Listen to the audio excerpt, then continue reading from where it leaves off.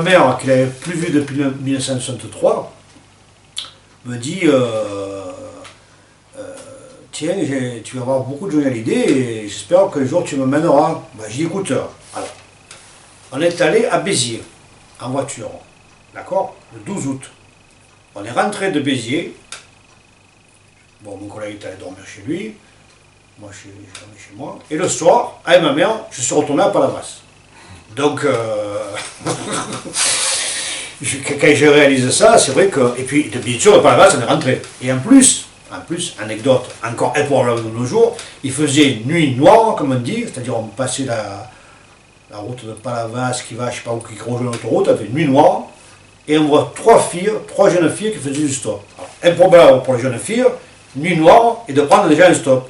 Et ma mère a dit, arrête-toi, il y a trois jeunes filles qui font du stop. On a discuté avec les filles, qui avaient l'air tout à fait normales d'ailleurs. Hein, c'était dans l'époque, quoi. C'était pas des hippies, c'était leur entrée de vacances, je sais pas quoi. Et puis on les a pris à un stop. C'était normal. On ne pensait pas aux agressions, que c'était. Non, non.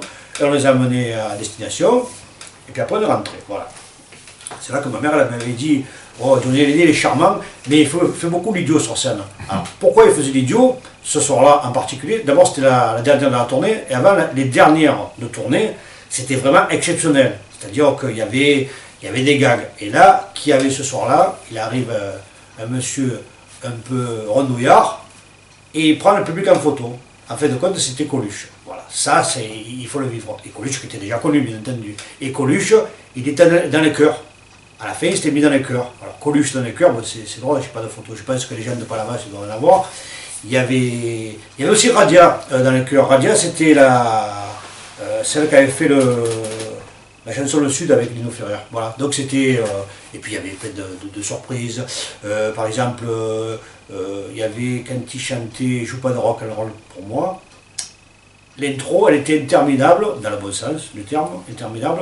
Et avec un de ses guitaristes, il s'amusait à faire la coiffure d'Elvis. C'est-à-dire, il se coiffait en arrière, il se recoiffait en arrière, il se recoiffait, il se regardait, il se recoiffait, il jetait des peignes sans arrêt. Bon, puis il y avait des trucs vraiment imprévus. Et après, bon, on reprend les tournées d'hiver. En février 1979, c'est mon ami photographe de Sorbe qui me dit, bon, ben, il y a Johnny à Avignon, mais avant ça, on va faire une super soirée à Cavaillon, à Cheval Blanc, dans une boîte de nuit.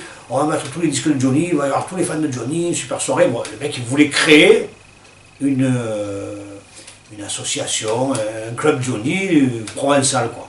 Bon, finalement, ça s'est jamais concrétisé, quoi. C'était un truc amateur, mais c'était des gens sympas. Hein. Bon, dans une petite boîte de nuit. En plus, les boîtes de nuit, comme la boîte de nuit, si tu veux, il avait loué, mais ils n'avaient pas loué la sono de la boîte de nuit. Alors, ils avaient mis un petit tourne-disque, ils mettaient les disques de Johnny comme ça. Donc ça n'allait pas, quoi, dans la boîte de nuit, c'était pas assez fort. Et donc, Avignon, alors Avignon, 79, février, c'était une salle de sport de l'ESA, c'est-à-dire l'association sportive d'Avignon, on va dire. Ouais, je crois que c'est ça. Et donc une salle de sport, quoi, pas très récente, on va dire. Mais bon, Johnny chantait n'importe où, hein, ça foutait. Hein. Et on monte une équipe, là, et puis sur la route, j'éclate, moi. Et j'éclate un pneu, parce qu'avant les pneus, on n'avait pas de contrôle technique, donc tu mettais un pneu vert, l'autre tu le mettais jaune, c'est pas très grave. Donc j'ai éclaté, mais j'ai éclaté à 160, un truc comme ça, ça arrivait, j'étais j'ai dans l'éclaté. Alors je change la roue, je me coupe, parce que bon, il y avait les ferrailles de pneus et tout, alors plein de graisse, tu sais là, et j'arrive au concert de Johnny, tu vois, avec ma caméra Super 8, mon mini cassette de l'autre, tu vois, c'était le reporter quoi qu'arrivait, les mains pleines de cambouis. J'arrive, bon, finalement le concert il démarre, là, et c'était assez impressionnant. Alors après le concert, donc le contenu du concert c'était en deux parties, hein, il chantait, en première partie il chantait Rock'n'Roll Man, tout ça, il était habillé en cuir noir, là. Et en deuxième partie, il avait le costume bleu du Palais des Sports. Et il chantait des titres comme, encore des titres qu'il a rarement chanté sur scène, c'est « Fais ce que je dis, pas ce que je fais »,« Elle m'oublie », tu vois, des titres comme ça, quoi, des titres des albums Solitude à deux et Hollywood. Et bon, puis après, bon, le répertoire restaurants qu'on connaît, Rock'n'Rollman, Gabriel, etc. Alors il faut savoir que Gabriel, peu de gens le savent, c'est que quand on regarde la vidéo officielle du Palais des Sports 76, le truc des points comme ça, il ne le faisait pas. Il a fait à partir de cette époque-là, à partir de 78, 79, mais les premières fois où il a chanté Gabriel en public, il ne faisait pas ça. Ça, ben, si vous voulez le savoir, regardez le DVD du Palais des Sports 76 qui est en fait édité. Après, il y a eu Vitrolles. Mais avant d'aller à Vitrolles, après le concert d'Avignon, il y a un copain qui nous dit « Bon, allez, maintenant on va manger chez Robert. » Bon, Robert, ouais, restaurant à Marseille, chez Robert. En fin de compte, c'était Robert Lenoir. C'était un ami de Johnny qui faisait partie un peu de, on va dire, la pègre, comme on disait.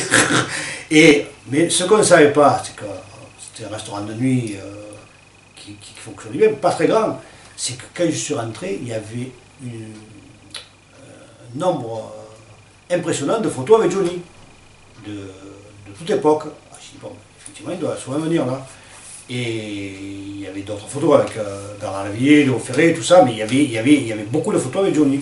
Et donc on a mangé là. Et je me rappelle que, alors c'est un restaurant que je suis retourné plusieurs fois, mais j'ai dû retourner 30 ans après.